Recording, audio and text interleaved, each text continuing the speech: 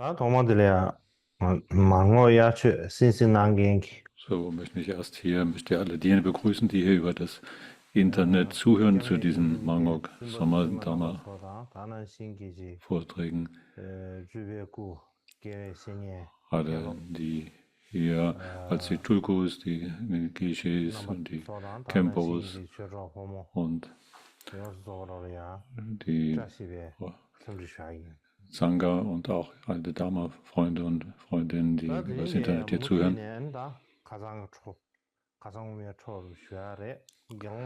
Wir möchten heute weiterfahren, wo wir letztens aufgehört haben. Es ging um den Bhikshu Mahadeva. Wenn wir über diesen Punkt von Mahadeva sprechen, dann habe ich das, was ich letztens erzählt habe, hier gegründet auf die Schule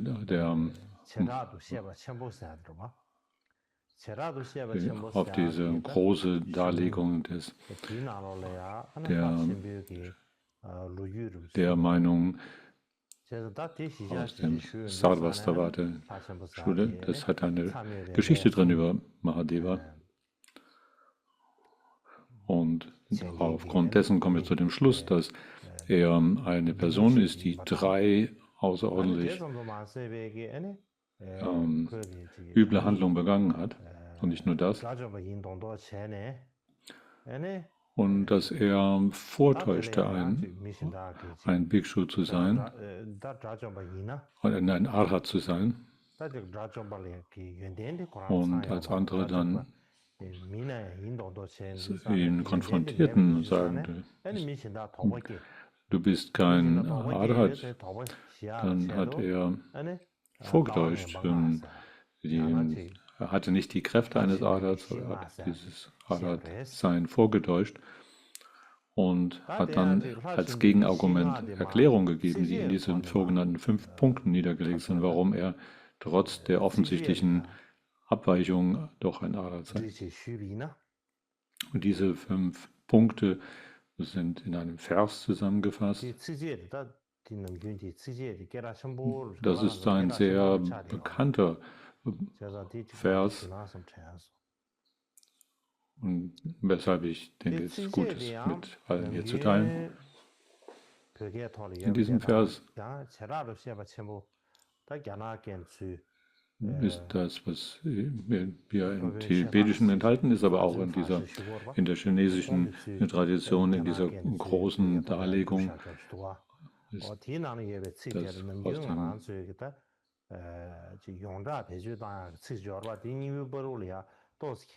und das sind die kleinen Unterschiede in den verschiedenen Übersetzungen, aber im Prinzip die normalen Worte, mit denen wir diesen Vers kennen. Die Unterschiede sind wie folgt hier.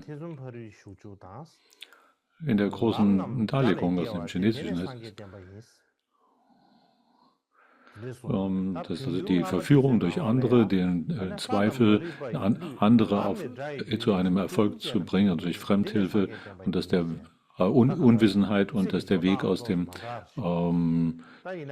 Wort entsteht. Und in dem anderen heißt es hier, dass man durch die Unwissenheit verführt ist und dass der Weg aus dem Strom von Worten entsteht und Zweifel möglich sind und auch andere auf den Weg zu bringen und durch Fremdhilfe, das sei alles die Lehre des Buddha. Das ist eine kleine Abweichung.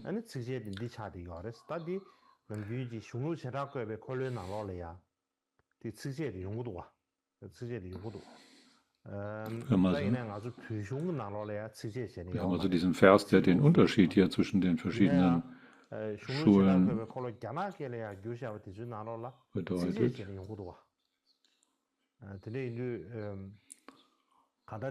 In manchen ist es im Fließtext dargelegt, in anderen Texten wie dem Chinesischen ist es als Vers dargelegt. Wenn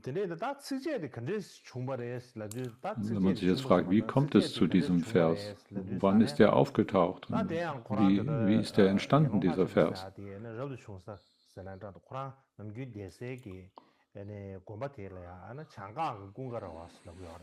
Und das geht zurück in der Geschichte auf die Zeit, wo er die Kokutarama-Ansiedlung von Mönchen oder Kloster. Und zu dem Zeitpunkt waren die meisten Älteren dieser Mönchsansiedlung schon gestorben. Und sie hatten so diese Posada-Zeremonie, die am 15. Tage stattzufinden hat. Die wurde jeweils von einem anderen Älteren geleitet. Und dann war es an einem Zeitpunkt Mahadevas, dass er, weil die anderen meisten gestorben waren, an die Reihe kam. Und er hat dann Pratimoksha-Sutra gesprochen. Und nachdem er sie gesprochen hatte, hat er diesen Vers vorgetragen mit diesen 5 Punkten. Nachdem er die Pratimoksha-Sutra bereits vorgetragen hatte, hat er diesen Vers, der die 5 Ansichten symbolisiert, noch angefügt. Und dem Sangha, der Gemeinschaft, die dort versammelt war, da waren solche, die hauptsächlich sich auf ihre Disziplin fokussierten, andere, die mehr auf das Lernen aus waren. Und viele haben, wenn sie also diesen Vers hörten, gedacht, waren sie höchst erstaunt und dachten, meine Güte, was für ein Idiot. Wir haben noch nie etwas von diesen Punkten gehört in irgendeinem der 3 Körbe der Lehre des Buddhas.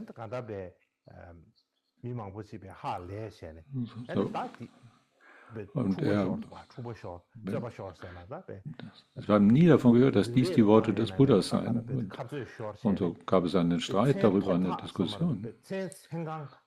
Und die ganze Nacht über haben sie in eine heftige Auseinandersetzung sich verwickelt, die nicht einmal am frühen Morgen zu einem Ende kam.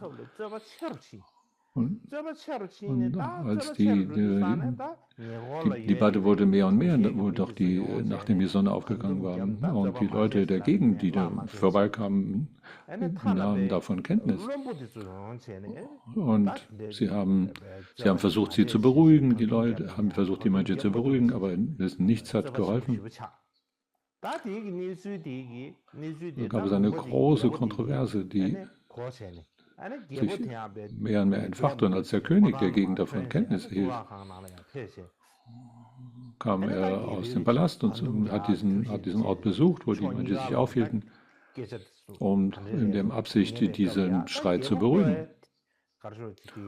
Und er hat gefragt, wer ist hier richtig und wer ist falsch, wie kann man das lösen? Und er hat die beiden Seiten gehört und war dann im Zweifel, was richtig ist. Und weil er eine Vorliebe für Mahadeva von vorher hatte, hat er ihn gefragt, was ist die Methode, wie man entscheidet, wer Recht hat hier. Und ich kann das nicht entscheiden, wer hier Recht hat. Was ist die Methode, um das zur Entscheidung zu führen? Und Mahadeva sagt, in dem Pratimoksha-Sutra heißt es, wenn man einen solchen Disput, eine solche Kontroverse zu beruhigen hat, dann sollte man auf das Wort derer hören, die die Mehrheit bilden.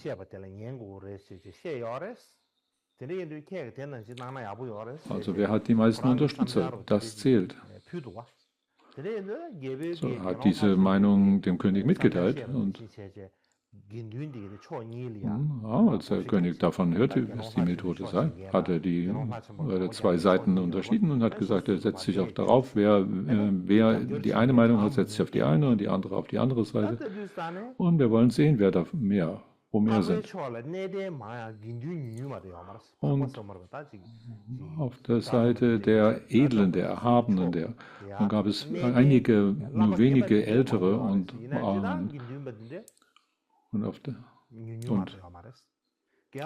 besonders die Älteren waren darunter, aber es waren halt weniger.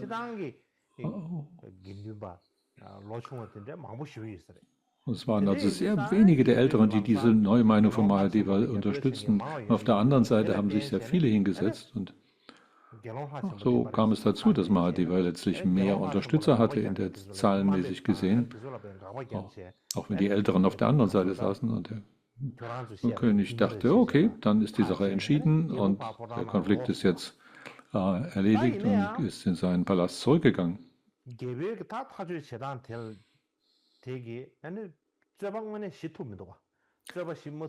Aber das hat nicht den tatsächlichen Konflikt beseitigt. Und dieser Konflikt schwelte weiter und so gab es nach wie vor diese zwei Gruppen. Die eine die Gruppe, die Mahadeva unterstützten und die anderen, die hauptsächlich die Gruppe der Älteren waren. Also die Mehrheit, also Mahasangika, das war die eine Gruppe und die Älteren, die Staviras sind die Älteren auf der anderen Seite.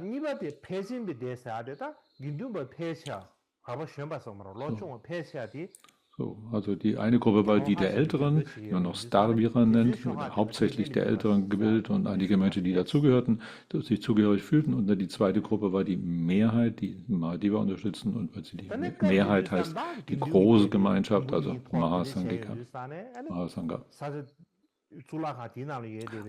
Und als sich solche Art die Gemeinschaft in zwei Gruppen aufgespalten hat, und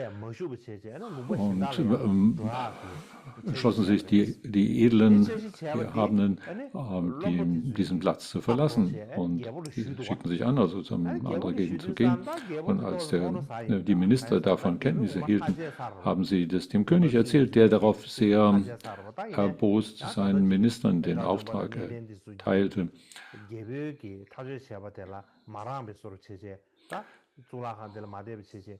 Ich habe doch das bereits entschieden, aber die Älteren, so hat er gehört, waren mit einer Entscheidung nicht einverstanden.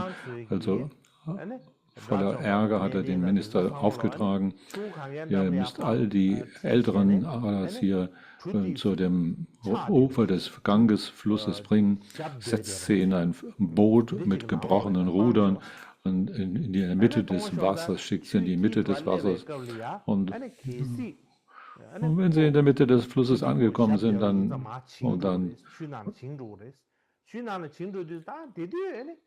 weil das Boot auch Löcher hat und Lecks hat und dann, wenn sie dann versinken, dann werden wir schon wissen, ob sie gewöhnliche oder edle sind. Die Minister hielten sich an den Befehl des Königs und haben die Älteren und die begleitenden Mönche dieser Gruppe in dieses Boot gesetzt. Aber als das Boot durch Lecks zu sinken begann, haben die Arhats, die dann tatsächlich eben Arhats waren, durch ihre Wunderkräfte gezeigt und sind über die Mitte des Flusses wie Schwäne, haben sich in die Luft erhoben, ihre Flügel ausgebreitet. Sie sind also nicht im Wasser versunken. Und haben auch die anderen Mönche, die nicht diese Fähigkeit besaßen, mit hochgenommen und hochgehalten. Und so zeigten sie verschiedene Wunderkräfte, haben sich dann in den Norden-Westen in die Luft erhoben und dorthin weggeflogen.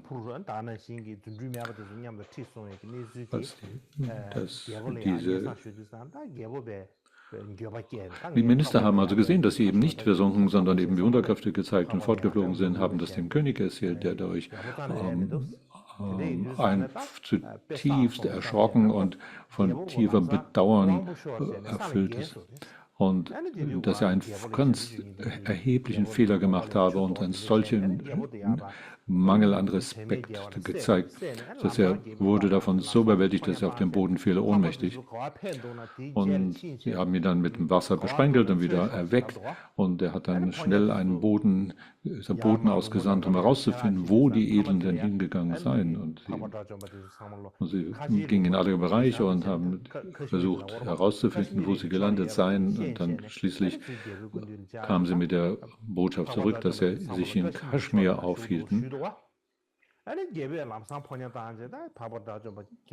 Und als er hörte, dass eben all die ehrwürdigen Arhats dort nach Kaschmir geflogen seien, hat er mit Boten in aller Ernsthaftigkeit aufgefordert, doch bitte zurückzukehren.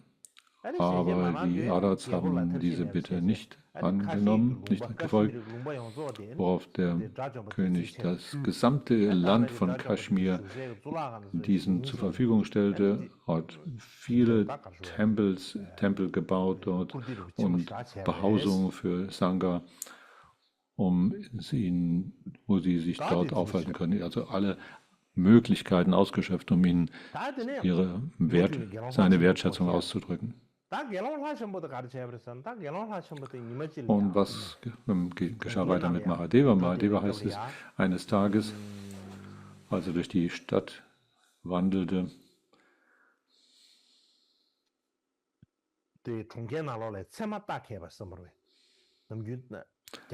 kam er mit jemandem zusammen, der so geschickt darin ist, die Zukunft vorherzusagen.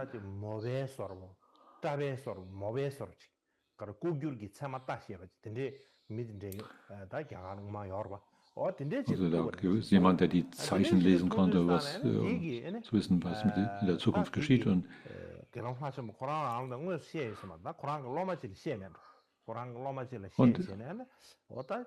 er hat aber das, was er wusste und sah, nicht direkt ihm, sondern einem seiner Schüler gesagt und sprach zu ihm, dieser Sohn des Shakya wird sterben, bevor 7 Tage verstrichen sind. Der Schüler war sehr erschrocken darüber und teilte Mahadeva mit. Dieser Hellseher hat gerade dies berichtet. Da war es bestimmt ein Täuscher. Aber Mahadeva sagte, nein, ich habe das schon vorher gewusst. Nachdem er dies sagte, ging er zu diesem Kogadarama-Kloster zurück.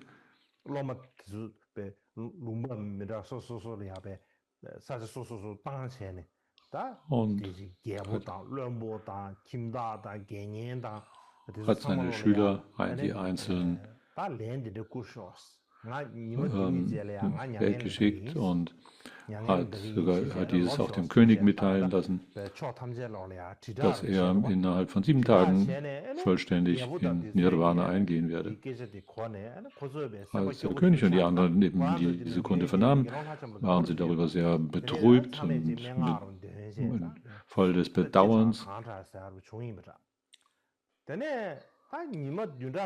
Sie haben dann, was immer sie tun konnten, getan, aber tatsächlich, innerhalb der 7 Tage, nach 7 Tagen, starb der Bhikshu Mahadeva.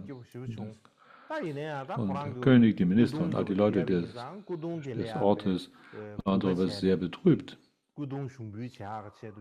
und haben all seine verbliebenen Habseligkeiten zusammengetragen und seinen Körper und viele Geschenke herumgruppiert, viel Weihrauch und Butter und Öl und Blumen und viele andere kostbare Materialien.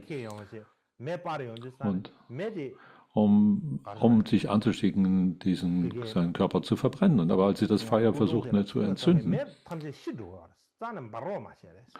ließ sich dies nicht bewerkstelligen. Das Feuer ging immer wieder sofort aus. Es war einfach nicht möglich, dieses Feuer richtig zu entzünden. Und sie haben überlegt, was kann man tun? Und dann war wieder dieser Hellseher, der den Leuten sagte,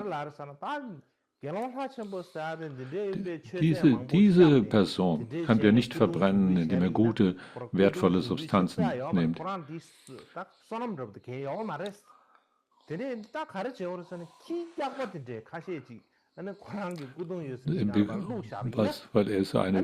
Für diese Person ist es nicht möglich, mit guten, wertvollen Dingen zu verbrennen. So, wenn ihr diese Person verbrennen müsst, dann müsst ihr dazu da Hundekot nehmen.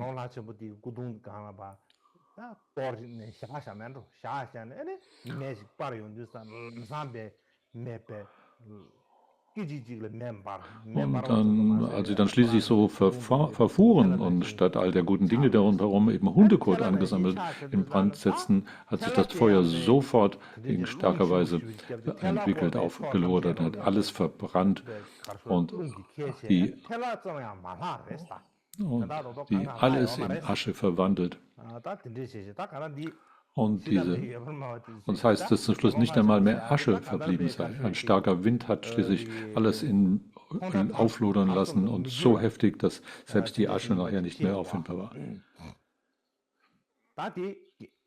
Oh, das ist das Zeichen dafür, dass eben eine Person die voll des Unguten ist.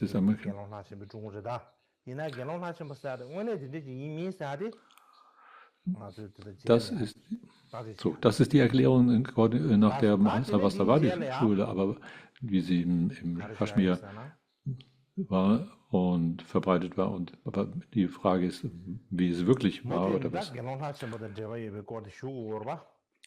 Gibt es eben auch andere Quellen, die ihn als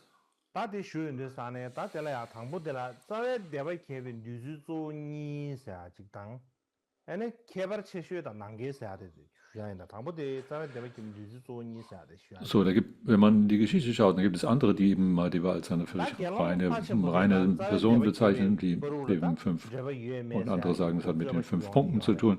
Wie auch immer, jedenfalls gibt es 2 hauptverschiedene Richtungen der Erklärung. Und die Frage ist also einmal, das hat zu tun mit dem ursprünglichen Riss der Gemeinschaft. Und da gibt es eben die Erklärung einerseits, dass diese Mahadeva etwas damit zu tun hat oder eben nicht.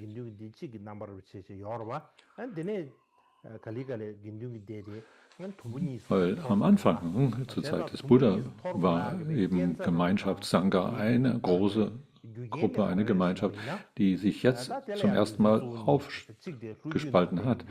Und da gibt es die Frage, warum ist das geschehen? Es gibt 2 verschiedene Annahmen. In der südlichen Tradition, das ist Thailand, Burma, Sri Lanka, und im Norden haben wir China, in Nordindien und so weiter. Wenn man über die Geschichte nachsinnt, dieser 2 Traditionen, und sind nach der südlichen Tradition gibt es die alte Geschichte von Sri Lanka, das Dipavamsha und das Mahavamsha, die große Erklärung der Geschichte von diese alten Geschichtserzählungen von Sri Lanka sagen, dass der Grund, der Anlass für die Spaltung, die erste Spaltung in 2 Hauptgruppierungen, Parteien sich aufgrund der Kontroverse erfolgte, die mit den 10 Punkten zu tun haben. Das sei der unmittelbare Anlass gewesen.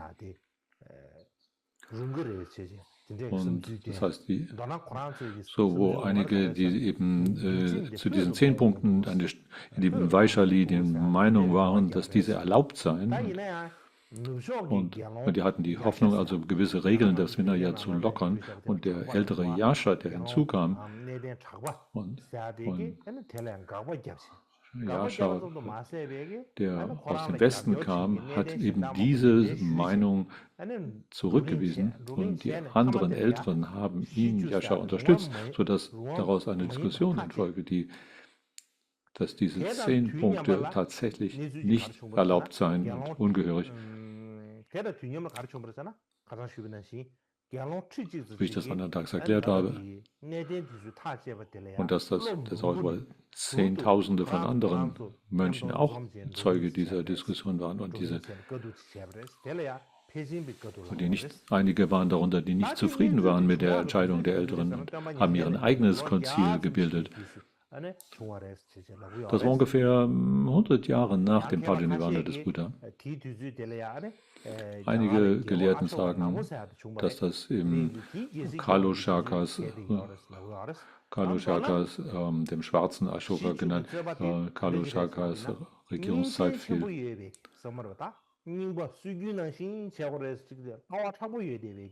So,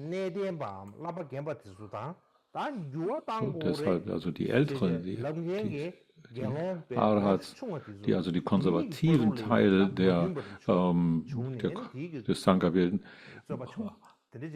nicht übereingestimmt mit der Meinung der anderen, die gerne eine gewisse Lockerung gehabt hätten. Das ist die Erklärung, wie sie in der südlichen Tradition gegeben wird. Das sei der Ursache für diesen ersten Riss in der Gemeinschaft. In der nordlichen Tradition hingegen gibt es einen Text, der heißt das Rad der Unterscheidung der verschiedenen Schrifttraditionen, Samaya bildet Parachana Chakra.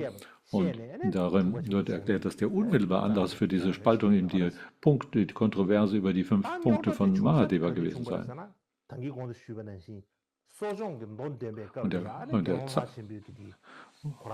Und wie es dazu kam, war eben, nachdem er diese Pratimoksha Sutra vorgetragen hat und dann eben seine nicht akzeptierte Position anfügte. Und die Zeit, die ja für, so wie ich das bereits vorher in der Geschichte berichtet habe, der Zeitpunkt dafür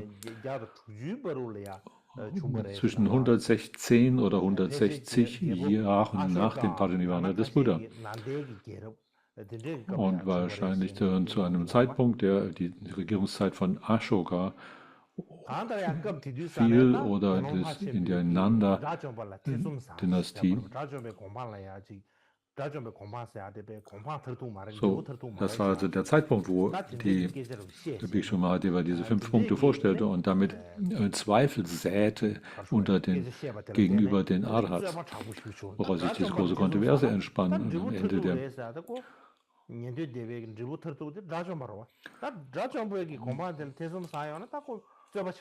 So, wenn man also Zweifel an den Arhats hat, dann wird es dann sehr schwierig, weil das waren diejenigen, die den grundlegenden Weg Jnana verantwortlich waren, die Träger. Und so gab es diese Kontroverse und der König hat Mahadeva unterstützt, wodurch die Älteren keine Wahl blieb, als dann sich zurückzuziehen und sie nach Kaschmir gegangen sind. Das ist die Art und Weise, wie es in der nördlichen Tradition erwähnt ist. Und jetzt möchte ich darüber sprechen, was die größten Unterschiede und die Widersprüche in den verschiedenen diesen beiden Traditionen sind. So, was macht den Konflikt zwischen diesen beiden Traditionen aus? Wie ich bereits zuvor gesagt habe, in der nördlichen und südlichen Tradition ist da ein Punkt, der eben nicht übereinstimmt, was der Anlass und der Ursache für den Urstreit oder die Spaltung des Sangha gewesen sei. So, was ist tatsächlich hier jeweils gesagt? Im Prinzip gibt es 4 verschiedene Punkte, in denen sie nicht übereinstimmen. Der erste Punkt ist, was war der eigentliche Konfliktpunkt? Das zweite ist, was war das Datum? Und das dritte ist, in welche Regierungszeit fällt dieser Konflikt, diese Spaltung? Und wer ist Mahadeva gewesen? Das ist der 4. Punkt. So, der erste Punkt ist hier, was war der Hauptanlass für den Konflikt und Streit innerhalb des Sangha? In der südlichen Tradition wird gesagt, dass es die eigentliche Ursache des Konflikts diese 10 Punkte gewesen seien. Und sie erklären dies sie betonen das in ihren Darlegungen und das ist hauptsächlich der Streit über die Ausübung der Vinaya-Regeln.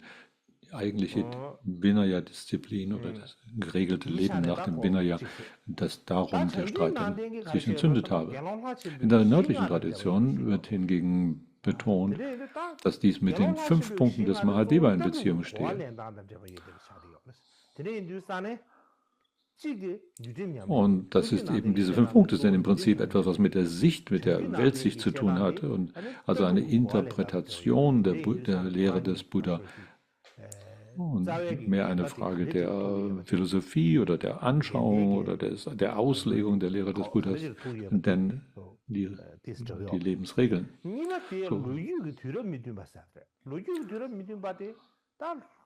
So, der zweite Streitpunkt hier oder der zweite Nicht-Übereinstimmung ist über das Datum. In der südlichen und der nördlichen Tradition ist der Datum unterschiedlich angegeben. Das ist von zwischen 100 und 160 Jahren nach dem Parinirvana des Buddhas. So weit gehen diese verschiedenen Darlegungen auseinander. Zum Beispiel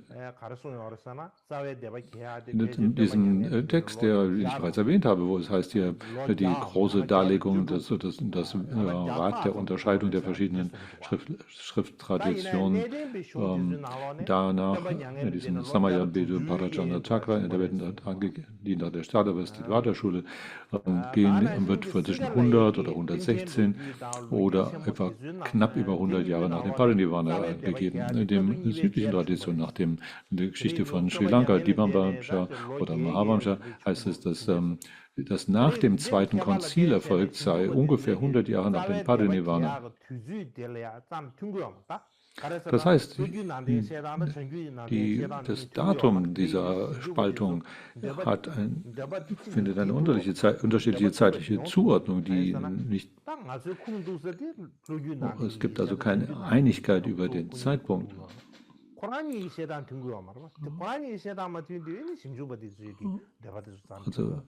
wenn man versucht, das aus beiden Traditionen her dasselbe Ereignis zu betrachten, dann gibt es keine Einigung über den Zeitpunkt.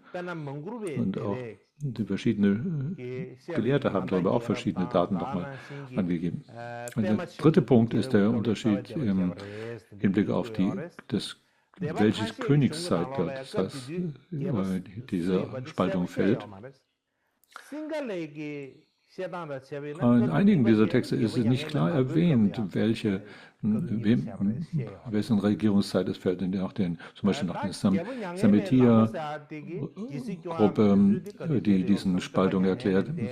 Wird manchmal gesagt, es ist die Regierungszeit des Mahapadma oder Nanda-Dynastie fällt, aber in anderen wiederum gibt es keine klare Erwähnung der Königszeit. Und in der Sri Lanka-Tradition heißt es nach dem zweiten Konzil, das ist die Zeit des Königs Kalushaka. Aber man sagt, es ist nicht klar gesagt, welcher Ashoka das ist, und das wäre jetzt zwischen 90 und 118 Jahren nach dem Parinirvana.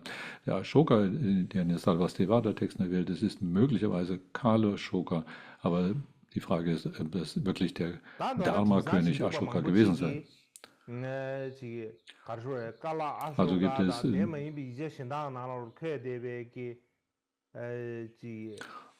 ob es jetzt Ashoka oder Kalushaka oder irgendein anderer König gewesen ist, da gibt es verschiedene Darlegungen darüber.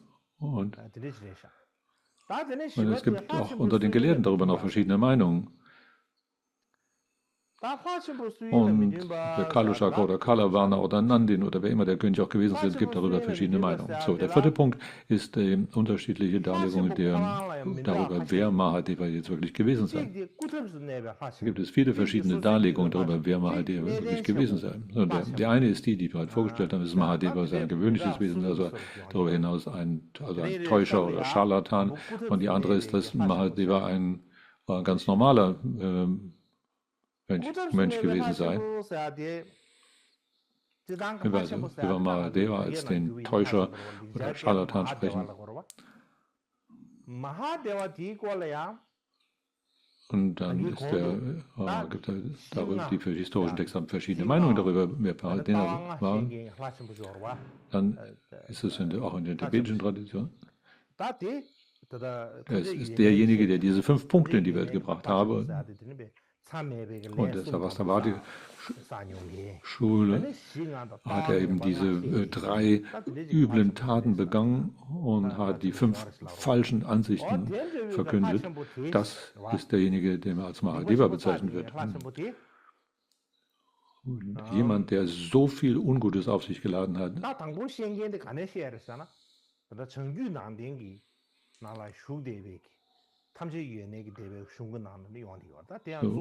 Wo ist das zuerst dargelegt, diese Geschichte? Das in den Texten der Sarvastivada-Tradition. nämlich aus dieser großen Darlegung genannt. Darin wird Mahadeva als Täuscher dargelegt, als hinterlistiger Täuscher.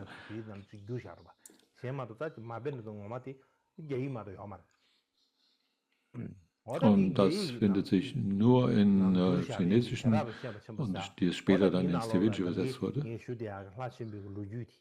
Da gibt es einen anderen Text, der eben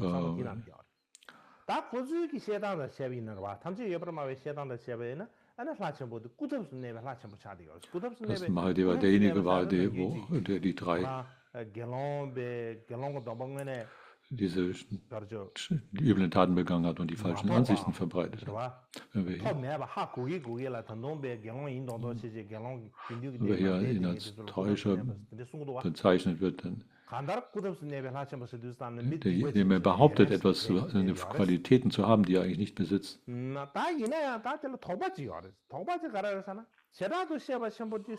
Das ist diese Geschichte. Aber wenn man fragt, wer hat das denn eigentlich behauptet, dass er so ein Täuscher sei, dann sind das diese, der Schüler, die Nachfolger der Sarvastivati, der Älteren. Und viele fragen sich, ob dieser Mahadeva, der in diesen Sarvastivati-Schule geschrieben wird, vielleicht nur von deren Seite diskreditiert oder so dargelegt wurde, aus einer bestimmten Absicht heraus. Solche Meinungen haben einige Forscher. So, das ist also die drei üblen Taten begangen und die 5 falschen Lehren in die Welt gebracht habe. Das ist der erste Mahadeva und der zweite ist Mahadeva als gewöhnliches Wesen, gewöhnlicher Mensch. Und das bezieht sich auf die Geschichte von Tang Xuanzang, einer großen Aufzeichnung seiner Reise in die westlichen Bereiche. Und Mahadeva, nach dieser Geschichte ist Mahadeva ungefähr 100 Jahre nach dem Parinirvana aufgetreten und war ein Zeitgenosse von Ashoka.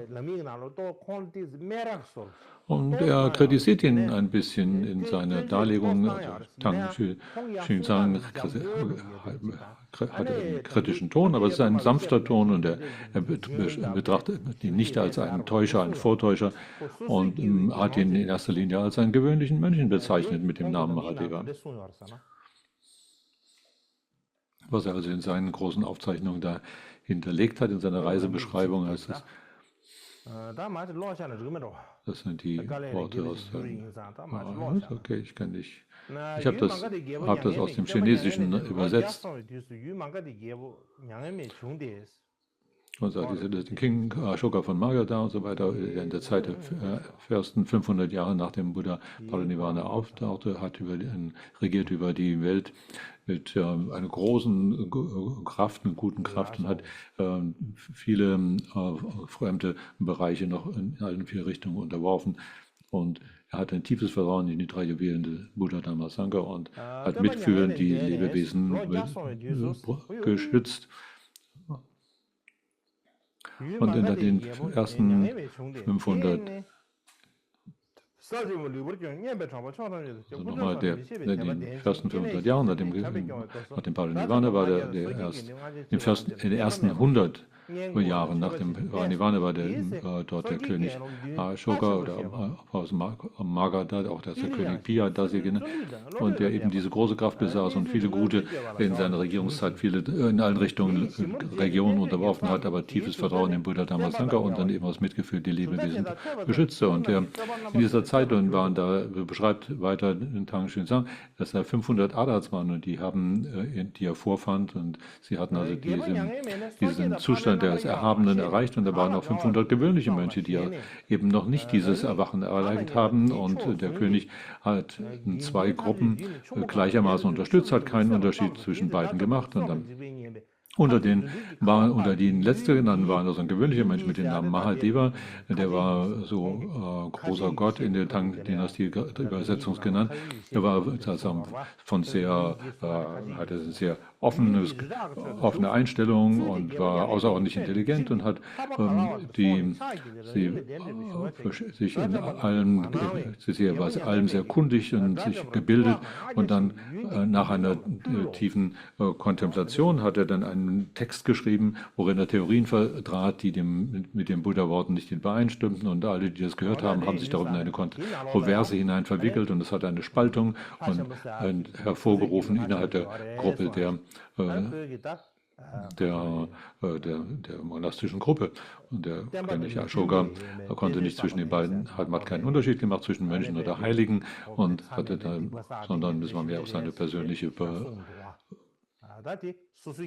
seine persönliche Vorlieben, und er hat dann sich mit den anderen zusammengetan und hat die Mönche den Gangesfluss bringen lassen, um sie dann dort zu bestrafen. Und die 500 Aras haben sich dem in die Lüfte erhoben und sind weggeflogen und so weiter.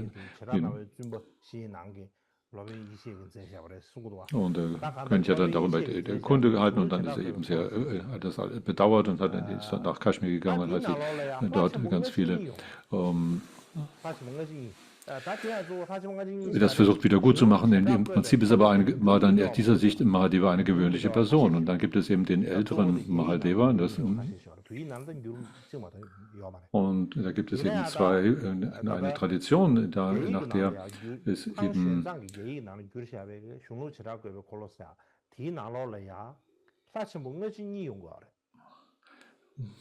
das ist nach der Erklärung von diesem Samaya Bedo Bharajana Chakra, das ist zwei Mahadevas gegeben, einen älteren und einen früheren und einen späteren. Und dann die Frage ist, welcher Mahadeva gemeint ist. Der eine, der eben ungefähr 100 Jahre nach dem Parinirvana, das war die 5 Punkte, in die Welt gebracht hat. Und dann 200 Jahre später, nach dem Parinirvana, ist ein anderer gekommen. Nach der tibetischen Übersetzung, die sich nach dem Chinesischen richtet.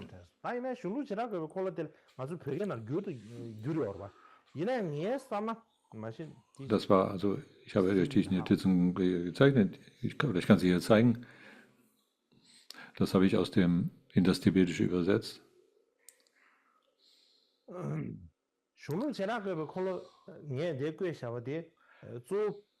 Also darin heißt es in dieser Darlegung, dass es einige Zeit nachdem der Buddha in Parinirvana ging und die Sonne des Siegers zu sinken begann in der Stadt von Kusumapura, in dem König von Magadha. Da gab es dann jemanden, den König von Ashoka, der ein Herrscher mit dem großen Schirm war, und der in seiner da hat er diesen Split diese Spaltung ausgelöst. Und ich habe also die fehlenden Texte darin eingesetzt, der im Tibetischen fehlt. Die Ursache für die Spaltung sei also die 5 Punkte des Mahadeva und eine Gruppe des Sangha, die 4 Gruppen des Sanghas, die sich damit miteinander in Streit sich verwickelt haben, und dass daraus eine Spaltung in 2 Hauptgruppen gefolgt ist. Die eine, die Mehrheit, die Mahasangaka, und die Stharavada, die den Älteren folgen. Und 200 Jahre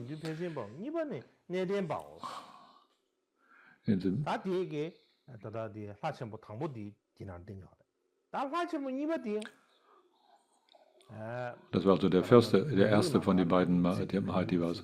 Der zweite in der tibetischen Tradition heißt es hier, 200 Jahre nach dem Parinirvana war der Asket Mahadeva, der sich zur Bestwertung, also Mönchswertung, entschloss, und dann er lebte hauptsächlich in den Chaitya-Bergen und hat dann 5 Punkte in der Mahasangha-Tradition gelehrt, und woraus sich dann 3 Aufspaltungen entwickelt haben. Die Chaitaka und die Parashaila und die Uttarashaila. Es gibt also 2. Der erste, die 5 mit seinen 5 Punkten, die den Sangha in Spaltung gebracht hat, und dann kommt ein zweiter Mahadeva, der später gekommen ist, der das Früheren weiter gelehrt hat, weiter proklamiert hat, aber dann eine weitere Spaltung innerhalb der Mehrheitsmeinung hervorgerufen hat, dass dann 3 Schulen, 3 Untergruppen entstanden sind, die Chaitika und die Aparashaila, die das von den westlichen Bergen, und die Uttarashaila von den nördlichen Bergen. Aber zwischen diesen beiden Mahadevas gibt es ja viele Jahrzehnte Marktstand nach der zeitlichen Zuordnung. Und einige Gelehrten sagen, dass diese frühere und spätere eigentlich derselbe Person meinen. Wenn Sie über den späteren Mahadeva sprechen, dann ist in der südlichen Tradition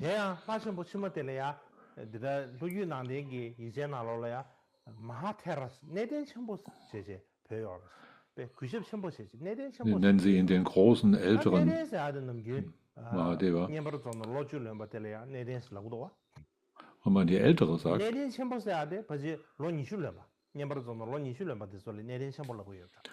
und das heißt ungefähr in der Regel 10 Jahre nachdem jemand seine Mönchsordination hinter sich hat.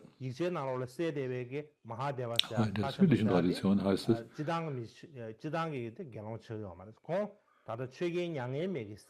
er ein gewöhnlicher Mensch, nicht nur ein gewöhnlicher Mensch sei,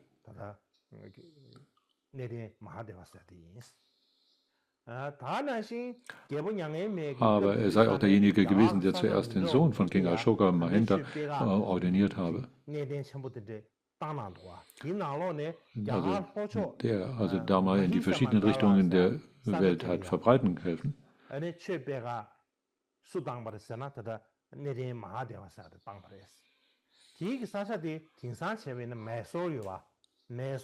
Also auch in der Gegend von Mysore halt für verbreiten und dass dort ein größerer älterer sich aufhielt, der mit dem Namen Mahadeva trug.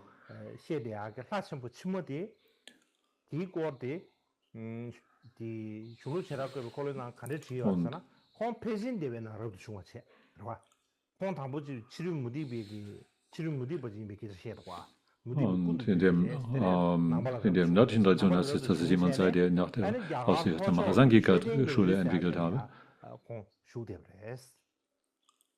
Und der in dem Chaitya-Bergen sich aufhielt in südlichem Indien.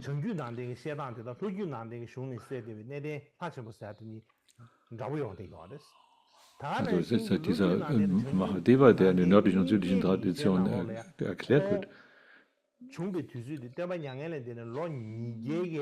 dass die Zeit seines Lebens ungefähr 200 Jahre nach dem Parinirvana sich einzuordnen sei. Und dann dieser spätere Mahadeva, so sagen einige Traditionen, sei derselbe wie der große ältere Mahadeva. Ja.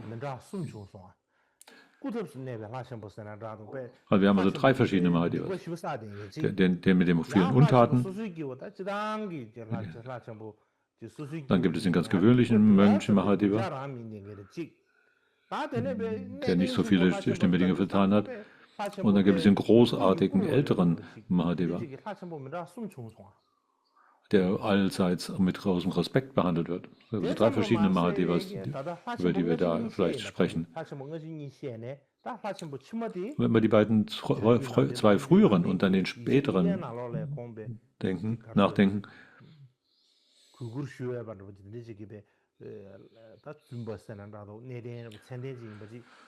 ist der letztere eben von sehr von allseits respektierte.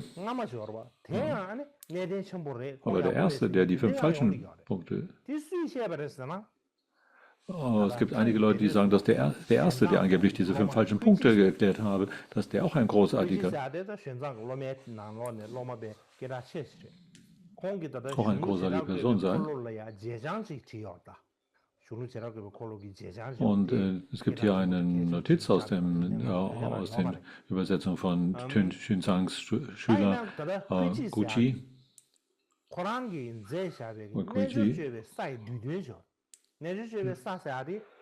Hat eine Zusammenfassung geschrieben der Yogacara-Stufen.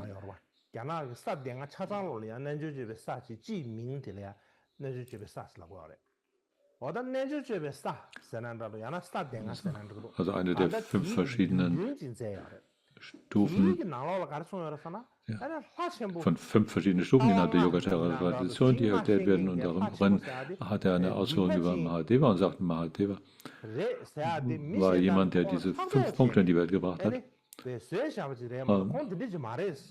Dass die Leute, die sagen, dass Mahadeva ein solcher Trickbetrüger gewesen sei, die sagen dies aus Eifersucht heraus. So ist die Aufzeichnung von Gucci. Ich habe das hier versucht aus dem Chinesischen in das Tibetische übersetzen. Was heißt es darin? Mahadeva sei also jemand wohlbekannter und der großartigste von den Mönchen gewesen. Und er war etwas später in seiner Weise, wie er dann seinen Arhat-Zustand erreicht hat. Er war noch sehr jung und so der König und die Minister haben ihm viel Respekt gegenübergebracht. Aber innerhalb der Sangha-Gemeinschaft waren viele eifersüchtig auf ihn. Weil er aber so überragend war, wurde er ein Objekt der Eifersucht und des Hasses und sie haben deshalb viele Dinge über ihn in die Welt gebracht, dass er angeblich 3 Übeltaten begangen habe und die große Kontroverse sich über seine 5 Punkte entzündet habe. So, tatsächlich war er so ein guter, großartiger aber älterer. Aber weil er eben später erst eingetreten und seine Arhat-Zustand erreicht hat, deswegen haben es viele andere Ältere in dem Sangha etwas gegen ihn. Sie hatten Vorbehalte.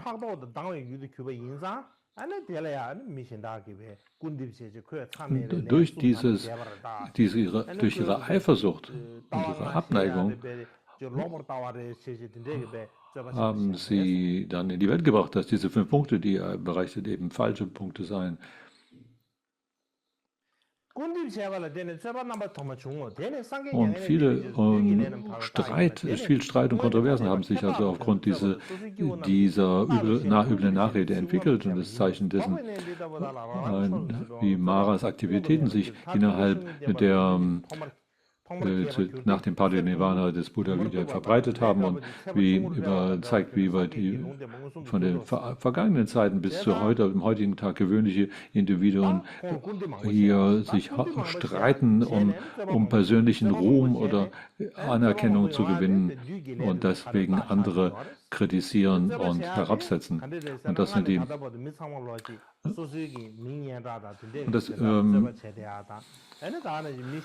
mit solchen Zweifeln ausgestattet wird es schwierig, einen solchen Streit zu beseitigen, weil alle an ihren verschiedenen Meinungen festhalten und am Ende ist das, was zu dem ursprünglichen Spaltung der Gemeinschaft geführt habe, innerhalb des grundlegenden Jhanas, sodass dann 2 verschiedene Gruppen entstanden sind. Und das ist so, als ob man ein Stück Gold in viele Teile zersplittert oder ein weißes Stück Stoff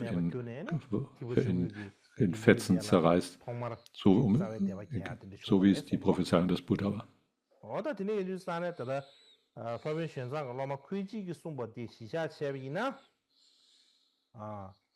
Also wenn Quayjis Erklärung hier zugrunde liegen, weil Mahadeva war er keinesfalls so, wie es die Vastavatin beschreiben, sondern dass alles nur eine Folge übler Nachrede sei. Und auch, dass diese 5 Punkte völlig falsche Punkte seien, weil sie diese 5 Punkte nicht verstanden haben.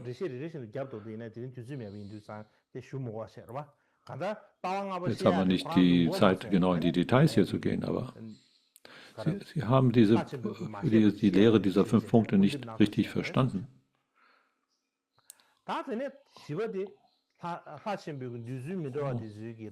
Und weil sie dies nicht verstanden haben, haben sie gesagt, das sind falsche Punkte und haben deshalb eine Kontroverse angezettelt.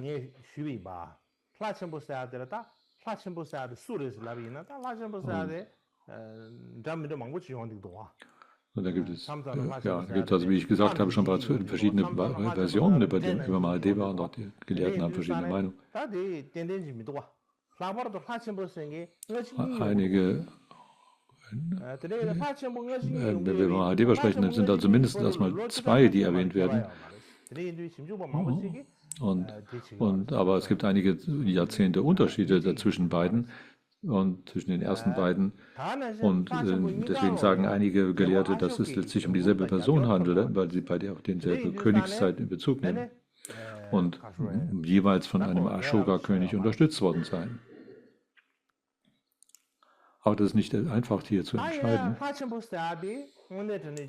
Aber wenn wir darüber, das ist die eine Geschichte, aber wenn wir darüber sprechen, das war die Frage des Zeitpunkts, aber ob es eine gewöhnliche Person war oder ein ehrwürdiger, dann hängt das sehr davon ab, welcher Art von Lehrtradition wir folgen.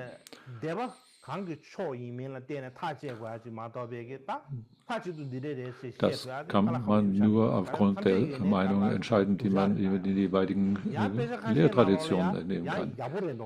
Einige sagen, er war tatsächlich ein großartiger. Das ist eine Frage der Darlegung. Und sie geben einen Grund dafür, dass warum er diese Qualitäten gehabt hat. Man kann also nicht kategorisch sagen, dass er etwas dies oder jenes. Wenn man über diese Wasserschule hier spricht und deren große Darlegung hier, dann war ja diese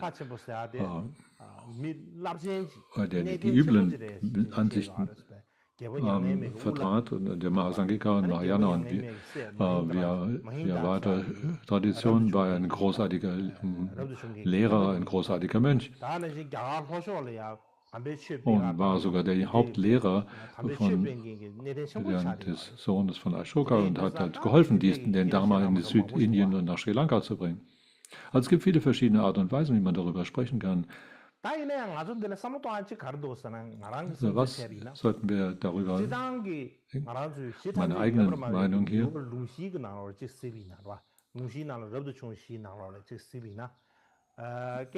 wir an die Geschichte der Sarvastivada Vinaya nachdenken,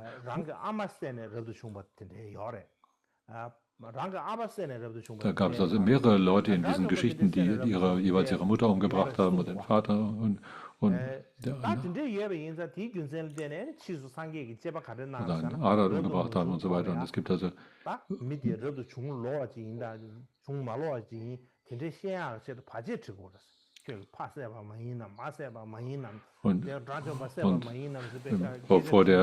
bevor jemand sich hier entschließt, ein Bhikshu zu werden, werden Fragen gestellt. Hast du deine Mutter umgebracht, hast du deinen Vater umgebracht, hast du deinen Adat umgebracht und so weiter.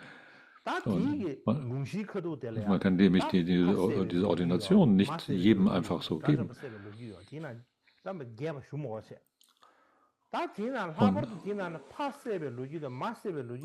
wenn man also darüber spricht, und gerade wer die Mutter und Vater umgebracht hat, über diese Geschichte nachdenkt, dann ist das eine sehr ähnliche Geschichte wie Mahadeva, der auch Mutter umgebracht habe und Vater.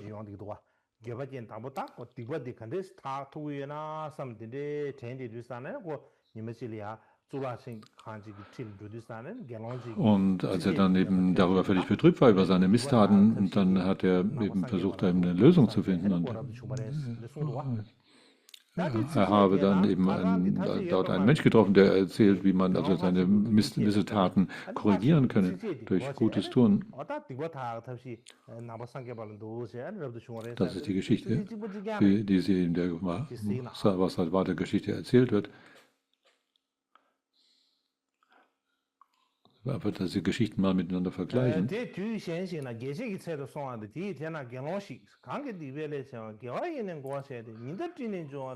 Das heißt, aufgrund der 4 Übeltaten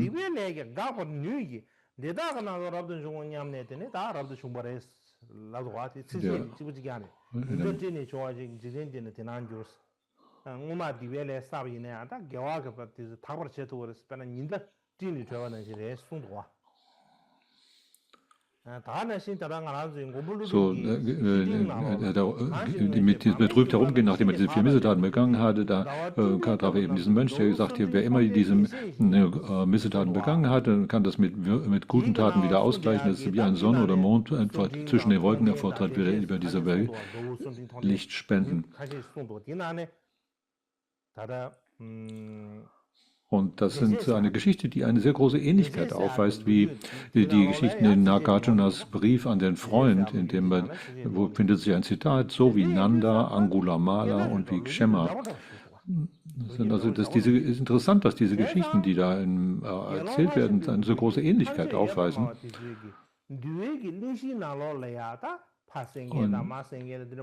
Und es gibt also in der Geschichten, in den Rahmengeschichten der Vinaya, gibt es viele solche Berichte über Leute, die ihrem Vater und Mutter unter Narheit umgebracht haben. Und wenn man all diese Geschichten hier zusammenträgt und das plötzlich jetzt auf eine Person anwendet, so, man könnte also sagen, dass vielleicht diese ganzen Hintergrunderzählungen, wie sie da im Sarvastivada üblich waren, um das Rahmenerzählungen zu den verschiedenen Vinaya-Geschichten, dass die eben hier angewandt wurden auf eine Person und man plötzlich sagt, Mahadeva war eine solche Person.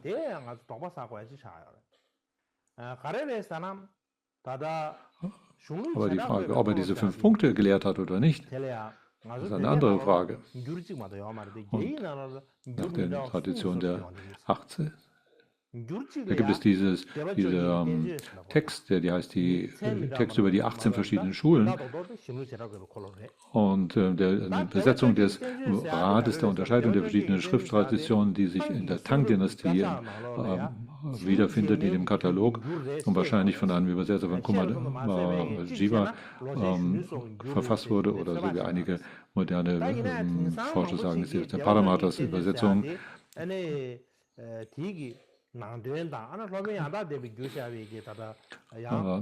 Aber einige sagen, das ist dasselbe wie die Paramatas Übersetzung, sagen moderne Forscher.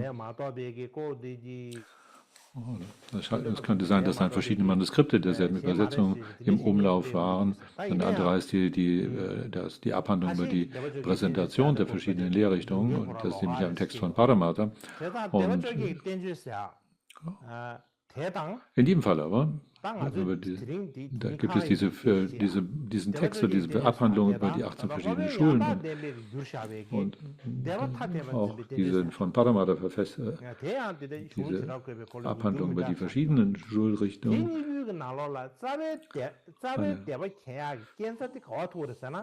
Und was sagen die über diesen Vorfall?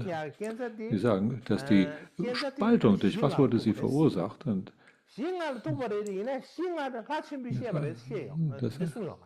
wir erwähnen dabei die 5 Punkte, aber sie sagen nicht direkt, dass sie Mahadeva zugeschrieben werden. Also Mahadeva wird nicht im Zusammenhang mit den 5 Punkten erwähnt, sondern in diesem Text wird, dass diese 5 Punkte gelehrt wurden und die 3 Mönche, 3 Bhikshus dafür verantwortlich gewesen seien. Und die Worte dazu sind hier. Also ein Bhikshu, der trägt den Namen Shakti, oder es könnte aber sein, dass es ein Schreibfehler ist im Chinesischen und das auch Naga, könnte man das auch als Naga auslesen. Und der zweite Bhikshu, der den Namen Hetu trägt, und dann der Bahushoda. Und diese 3 haben diese 5 Punkte den Leuten erklärt. In dieser anderen Anpassung der verschiedenen Schulenrichtungen von Paramata, da wird auch die Rede davon, aber nicht mit Mahadeva.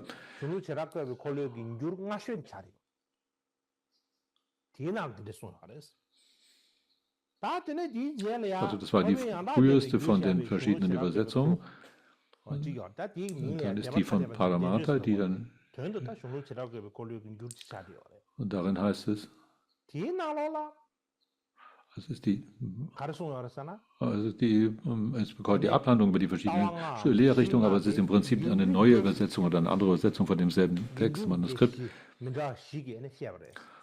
Und da heißt es hier, während dieser Zeit war die Gemeinschaft aufgesplittert und gebrochen, und diese waren 4 verschiedene Gruppen. Da gab es die Gruppe des großen Landes, die Gruppe der umliegenden Länder, Regionen, und dann die Gruppe der Gelehrten und die Gruppe der Älteren. Und diese 4 Gruppen haben diese 5 Punkte gelehrt, die 5 Punkte der nicht buddhistischen Richtung gelehrt. Und diese war in dem Vers zusammengefasst, dass man seine Roben befleckt durch andere, dass Unwissenheit und Zweifel und dann durch andere angeleitet zu sein und der Pfad aus den Worten heraus entsteht, das sei die Lehre des Buddha. Also sehr ähnlich. Also das heißt hier, dass in der Erklärung der Unterscheidung dass diese 5 Punkte, wie sie bei den Sravasavadi finden, und diese 5 Punkte hier ziemlich ähnlich sind.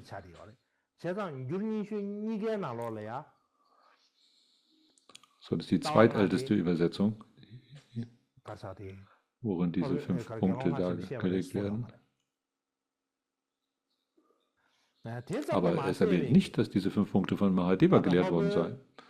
Und dann gibt es einen weiteren Text, die heißt die Unterscheidung und die Darlegung der verschiedenen Lehrrichtungen von Bhavya, eine Person, die heißt Bhavya genannt.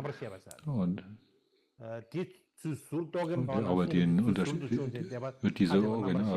ursprüngliche Spaltung dem älteren Naga zugeschrieben und den 5 Punkten, das ist ja 137 Jahre nach dem Bhagavans Parinirvana, zur Zeit des Königs Nanda und Mahapadma, haben diese beiden Könige sich getroffen in der Stadt von Pataliputra und ein übler Mara hat sich dann verwandelt, hat alles Gute in dieser Gegend verwandelt und im Grunde für Streit und Uneinigkeit, hat die Roben eines Bhikshus getragen, verschiedene Wunderkräfte gezeigt und hat dadurch 5 Punkte in die Welt gebracht, die eine große Spaltung der Gemeinschaft hervorrufen. Und die gelehrten älteren Naga und Dhritamati, die haben dann diese 5 Punkte weit übernommen, haben sie bewundert und gepriesen und haben sie anderen weiter gelehrt. Und dadurch ist die Gemeinschaft in 2 gespalten, in die der Stavira und der Mahasangika der Mehrheit.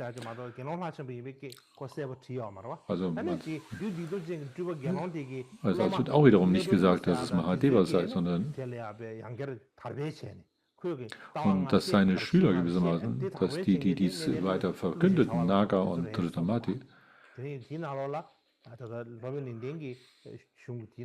dass diese die 5 Punkte weiter propagiert haben.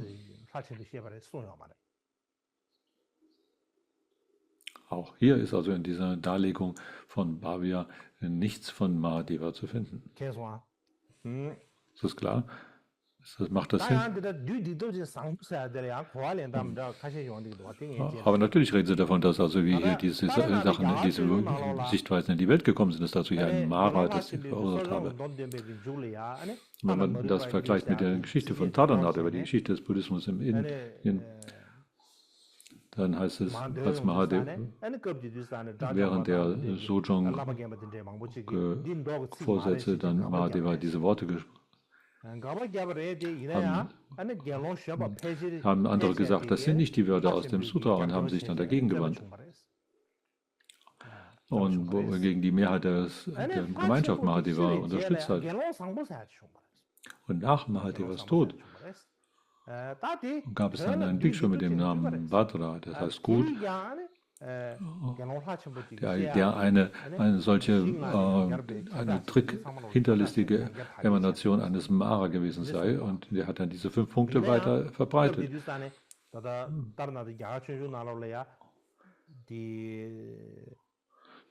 So, das ist in Tadanathas Geschichte über den Buddhismus in Indien. Und dass Mahadeva diese Punkte gelehrt hat. Aber das wird nicht die Rede davon, dass es den Sangha gespalten habe. Also ist nicht klar erwähnt, welche. Auch Buddhans Dhamma-Geschichte erwähnt nicht den Mahadeva oder seine 5 Punkte.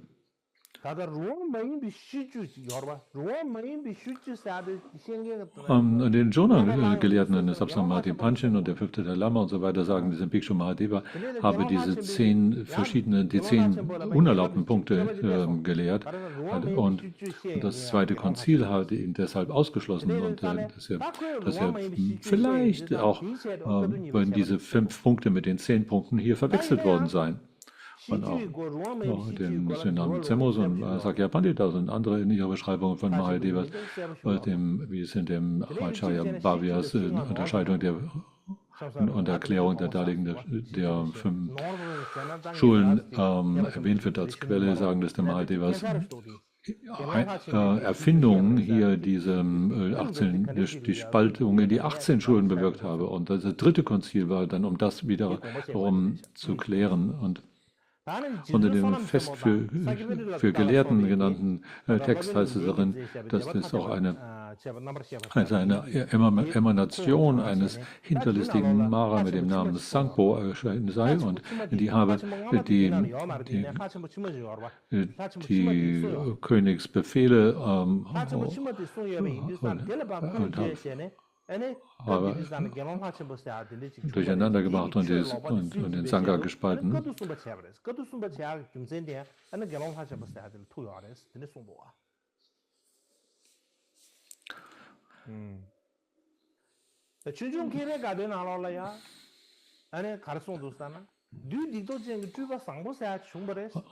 Also hier hat man verschiedene Darlegungen, so dass eben nach der Junang-Schule und Satsambhati Pension und so weiter eben diese 5 Punkte möglicherweise eine Verwechslung darstellen mit den 10 Punkten, dass Mahadeva eben diese 10 Punkte in die Welt gebracht habe und so weiter.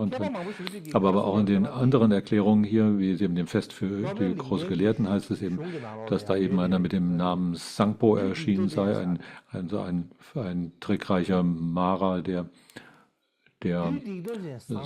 solches Unfrieden in die Welt gebracht habe. Und seine Schüler Nagas und so weiter haben dann diese Sichtweise weiter verbreitet und dann durch das in Sichtweise und Verhalten, sodass ein Konflikt sich zu einer Transformation der Gemeinschaft in die 18 Schulen geführt habe.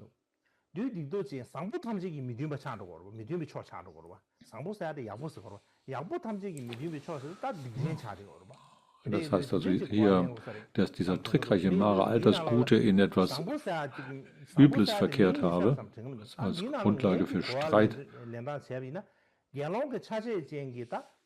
Das ist ein Sangpo, hier heißt es ein Name, also gut, Sangpo ist gutartig, es wird hier als Name verwendet.